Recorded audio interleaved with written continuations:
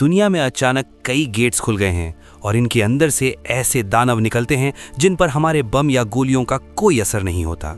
इनसे सिर्फ हंटर्स ही लड़ सकते हैं जिनके पास जादुई ताकत है। ताकत के हिसाब से इन्हें एस से ई रैंक में बांटा गया है और एक बार रैंक फिक्स हो गई तो वो कभी नहीं बदलती। सुंग जिनवू एक ई रैंक हंटर है जिसे पूरी दुनिया सबसे कमज़ोर मानती है। वो हर छोटी रेड में जख्मी हो जाता है, पर अपनी बीमार माँ और बहन के लिए उसे इस खतरनाक काम को करना ही पड़ता है। आज जिनवू एक नई रेड पर आया है जहाँ ठंड बहुत है और माहौल काफ़ी डरा देने वाला है। रेड शुरू होने से पहले जिनवू को उसके पुराने साथी मिलते हैं। किम सांगशिक जैसे लोग यहाँ सिर्फ इसलिए आए हैं ताकि कुछ पैसे कमा कर अपना घर चला सकें। जिनवू को देखते ही लोग कानाफूसी करने लगते हैं कि अगर ये फिसड्डी साथ है तो समझो आज का शिकार बहुत छोटा होगा। जूई, जो एक बी रैंक हीलर है, जिनवू के चेहरे पर चोट देखकर परेशान हो जाती है। वो उसे टोकती है कि तुम अपना ध्यान रखना कब सीखोगे, पिछली बार तो तुम हॉस्पिटल पहुंच गए थे। जिनवू के पास बस एक घटिया सा चाकू है, पर वो कहता है कि खाली हाथ जाने से अच्छा है कि वो कुछ तो कोशिश करे। गुफा के अंदर लीडर सॉन्ग सबको लेकर आगे बढ़ते हैं और उन्हें एक गुप्त दरवाजा मिलता है जो किसी पुराने मंदिर जैसा लग रहा है। कायदे से उन्हें एसोसिएशन के हुक्म का इंतजार करना चाहिए, पर लालच के चक्कर में हंटर्स वोटिंग शुरू कर देते हैं।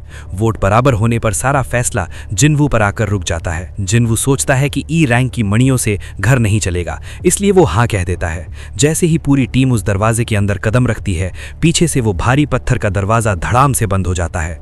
अब सब अंदर फंस चुके हैं और बाहर निकलने का कोई रास्ता नहीं दिख रहा। मंदिर के अंदर का नज़ारा बहुत खौफनाक है। इसका नाम काटनेन मंदिर है और यहाँ इंसानों से कई गुना बड़ी पत्थर की मूर्तियाँ खड़ी हैं। किसी के हाथ में हथियार हैं तो किसी के पास म्यूजिकल इंस्ट्रूमेंट्स। सबसे बीच में बैठा है एक पहाड़ जैसा पत्थर का देवता जिसका सिर छत को छू रहा है। तभी एक हंटर डर के मारे वापस भागने के लिए जैसे ही दरवाजे को हाथ लगाता है, बगल वाली मूर्ति उसे एक ही झटके में मसल देती है। मंदिर में सन्नाटा छा जाता है और सबको समझ आ जाता है कि यहाँ कोई भी जादुई ताकत काम नहीं आने वाली। जिनवू को दीवार पर एक पत्थर दिखता है जिस पर 3 नियम लिखे हैं। देवता का सम्मान करो, उसकी तारीफ करो और अपनी भक्ति साबित करो। अभी वो इसे पढ़ ही रहे थे कि उस सबसे बड़ी मूर्ति की आंखें अचानक हिलने लगती हैं। जिनवू चिल्लाकर सबको नीचे झुकने को कहता है। तभी उस मूर्ति की आंखों से खतरनाक लेजर निकलती है। जो लोग खड़े रह गए थे वो एक पल में जलकर राख हो जाते हैं। मंदिर का फर्श खून से भर जाता है और बड़े बड़े हंटर्स भी अपनी जान की भीख मांगने लगते हैं। जिनवू को समझ आता है कि यहाँ ताकत नहीं बल्कि नियम मानने से जान बचेगी।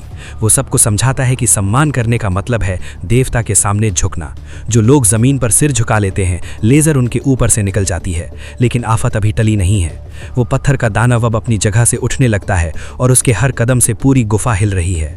लीडर सॉन्ग और बाकी हंटर्स को समझ नहीं आता कि क्या करें। जिनवू को अपनी पुरानी लाइफ याद आती है जहां वो हमेशा मौत के करीब रहा है। उसका दिमाग उसे बताता है कि अगला नियम तारीफ करना है।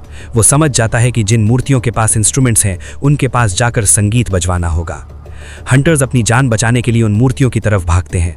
यहाँ हर कदम पर मौत खड़ी है क्योंकि वो बड़ी वाली मूर्ति किसी को भी कुचलने के लिए तैयार है। जैसे ही म्यूजिक शुरू होता है उस बड़ी मूर्ति का गुस्सा थोड़ा शांत होता है, पर भागते समय जिनवू का पैर बुरी तरह जख्मी हो जाता है और जूही की हीलिंग पावर भी खत्म होने वाली है। अब मंदिर का आखिरी नियम अपनी भक्ति साबित करो उनके सामने आता है।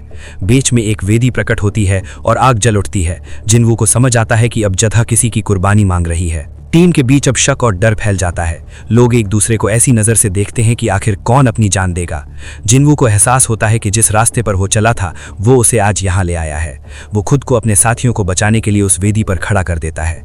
बाकी हंटर्स को बाहर निकलने का मौका मिल जाता है, पर जिनवू अकेला उस नर्क में रह जाता है। पत्थर की मूर्तियां उसे चारों तरफ से घेर लेती हैं और उसके शरीर को हथियारों से छलनी कर देती हैं।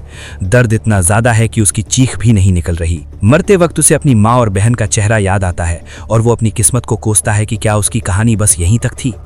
जब उसकी आखिरी सांसें चल रही होती हैं तभी उसके सामने एक चमकती हुई डिजिटल स्क्रीन आती है। उस पर लिखा होता है कि क्या आप प्लेयर बनना चाहते हैं। अगर वो हाँ नहीं कहता तो उसका दिल धड़कना बंद कर देगा। जिनवू उस सौदे को मंजूर कर लेता है।